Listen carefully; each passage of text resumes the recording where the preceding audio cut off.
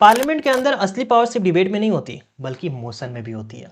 ये motion decide करते हैं कि सरकार टिकती है या गिरती है।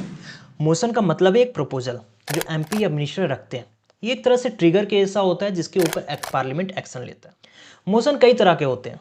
चलो एक एक कर करके हर एक मोशन को हम लोग समझते सिंपल नहीं। सबसे पहला आता है नो कॉन्फिडेंस मोशन। जब अपोजिशन कहता है कि सरकार के पास मेजोरिटी सपोर्ट नहीं है तो ये मोशन इंट्रोड्यूस होता है। अगर ये पास हो गया तो गवर्नमेंट को रिजाइन करना पड़ेगा। दूसरा है कॉन्फिडेंस मोशन।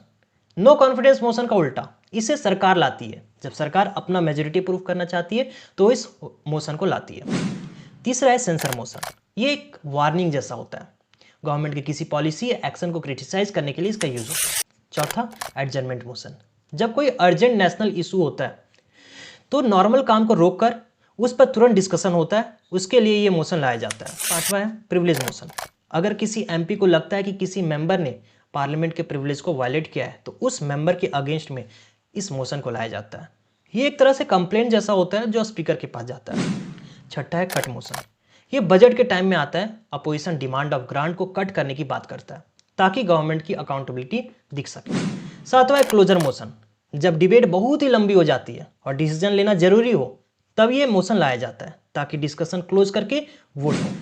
समझ लो मोशन एक रिमोट कंट्रोल है जिससे पार्लियामेंट गवर्नमेंट को कंट्रोल करता है। बिना मोशन के डिबेट सिर्फ बातें रह जाती। तो अगले टाइम जब भी न्यूज में सुनो मोशन ऑफ नो कॉन्फिडेंस या कट मोशन सुनो तो कंफ्यूज मत होना।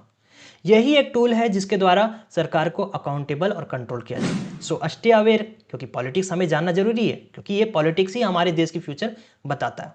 जय हिंद।